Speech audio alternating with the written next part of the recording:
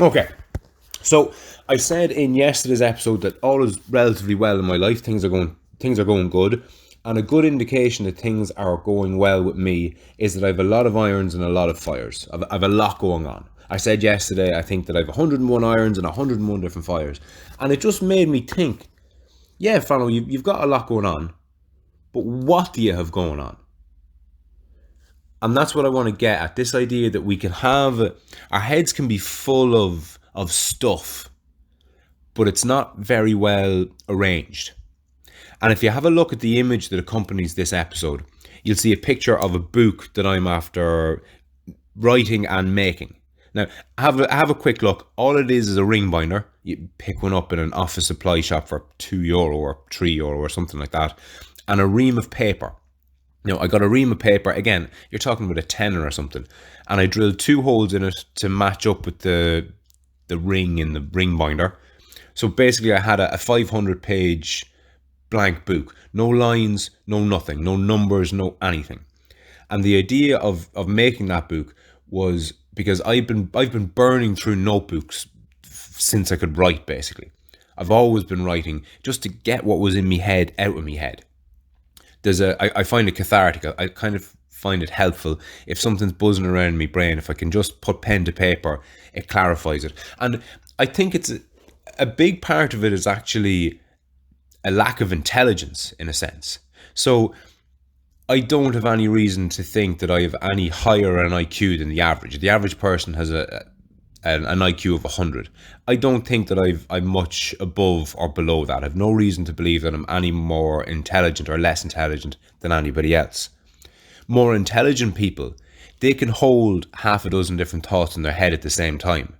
So, for example, you can ask them to multiply 3 and 7, and then multiply 14 and 3, and add the 2 answers together.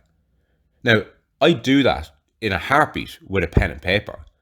But in my head, at some point you'll hear my brain make that, and I just can't do it, and I need to jot it down.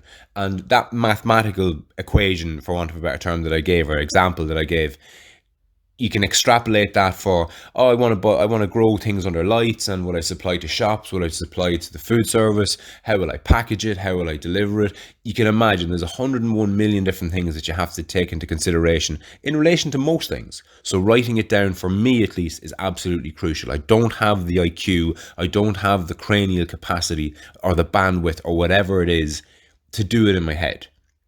And I would imagine that people with off the charts IQs get savage benefit from writing it down, because there's a limit, surely, to what we can handle basically between our ears. But anyway, so the idea of making that book was that I know myself, and I know from having burned through all these notebooks, I'll be writing something, and then the next day I'll be writing something else, and the next day I'll be writing something else, and there's no order to it, and it's a bit all over the place. So when I go back to the notebook and I'm looking for something, it's like, fuck. Like, this thing could be at the start, it could be that I'm looking for. This thing that I'm looking for could be at the start, it could be at the middle, it could be at the end, and more often than not, it's spread across them all. So the idea of the ring binder and the ream of paper would be that I could actually put all the thoughts that I'm putting down in paper in order. Okay, and this, I wanted to speak for a minute about this idea of putting what's in your head in order, and I'm going to do it by analogy. Surprise, surprise. So you've probably heard that big tech companies, they're harvesting your data. They're mad for your data.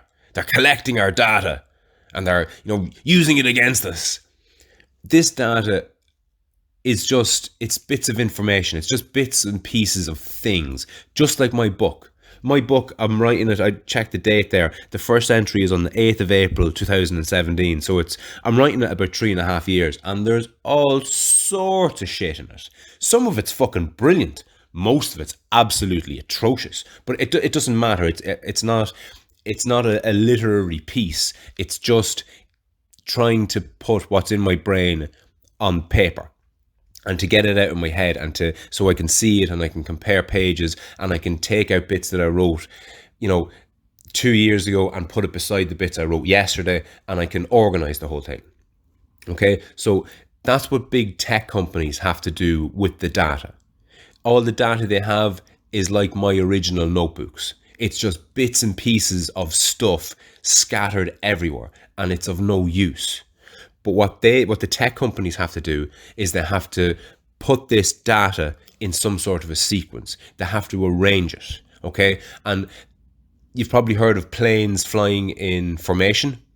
So if you have I don't know, 20 planes fly across the sky in a V shape. They're flying in formation. That's the term that we use.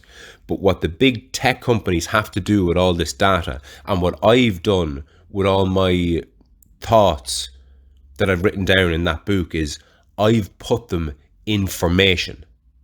Okay, like the planes flying, I've put them in formation.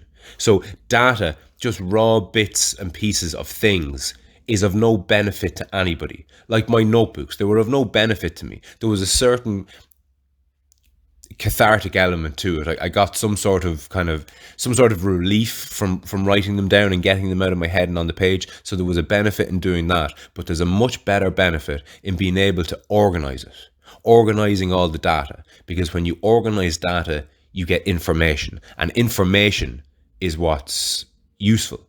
Data isn't of any use to anybody, but information absolutely is. Okay, so I was saying I've 101 irons and 101 different fires. So that book has helped greatly in guiding me through these solo episodes. And these solo episodes have helped me greatly in organising the book and writing in a couple of more pages. But in relation to having a load of irons and a load of different fires, here's one for you. I'm going to have done 42 episodes by the end of this series, okay? By the end of the lockdown. They average 15 minutes. 42 by 15 is 630 minutes. Divide that by 60 and you get 10 and a half hours. Okay? Just so you know, I Googled it before I started recording. The average audiobook is 10 and a half hours long. So what I've essentially found myself doing along the way, and by accident really, is working on a 42 episode podcast series, a 10 and a half hour audiobook, an approximately 400 or 500 page book, an hour and a half long documentary, something like a movie that I was mentioning before these 42 episodes could be distilled into, and a 42 episode mini-series documentary. All because I just tried to get what was in my head on paper 3 years ago. Before I ever had a podcast, before I ever had any notions of doing any of these things. And there's something to that. There's something to you doing things that just benefit you. They mightn't have a point at the end of it. You mightn't necessarily need to have a goal. But if it benefits you in any way, shape or form, it's worth doing. Because who knows what it could turn into? Who the fuck knows? Now, as well as all those things I mentioned, I also have a business to run when this lockdown pisses off. And I've also somewhat set up an MMA gym. It's funny, I was asked recently, somebody had heard that I had said I was setting up an MMA gym. And they asked, like, what's the story? I hear you're setting up an MMA gym. And I'm like, oh, look, I've no intention of fucking setting up an MMA gym. I mean, it's not on the cards. I'm up to my eyes with the podcast and work and everything else. And, you know, it's not something that I've ever wanted to do per se. And it's not anything that I'm really looking to invest time in doing. Having said that, before the lockdown at least, I had 4 or 5 lads training twice a week with me in what couldn't be called anything other than an MMA gym. And I've absolutely no intention of stopping that. In fact, I have every intention of revving it up. I've committed to going back fighting. I want to compete again. I want to be locked inside the cage with somebody else and to see what happens to test myself more than anything, mentally, emotionally, physically, psychologically, whatever way you want to look at it. I want to get back into that zone. And the beauty of having an end goal like that is that it's not just doing that. It's everything that comes before it. I've already started watching my diet. I've already started strength and conditioning. I've already started reducing the amount I drink and smoke. I've already done all these different things because I'm going to have to do them at some stage, and when better a time to start than now. But the wider point here that I'm trying to hammer home is I've been note-taking forever. I've been training in one form or another forever. I've been organising my thoughts in a book for the last 3.5 odd years. Okay, all of that could be broadly put under the umbrella term personal development. Okay, and we all need to be doing a certain amount of this. Okay, now granted, look, you're going to have to look after your kids, you're going to have to look after your wife or your husband or your boyfriend or whoever it is, your extended family. You're going to have to go to work, you're going to have to pay the bills, and you're going to have to do a whole host of mundane stuff. But that's not to say that you can't squeeze in time to organize your thoughts and turn your essentially turn your data into information. Okay, it mightn't tell you where you're going.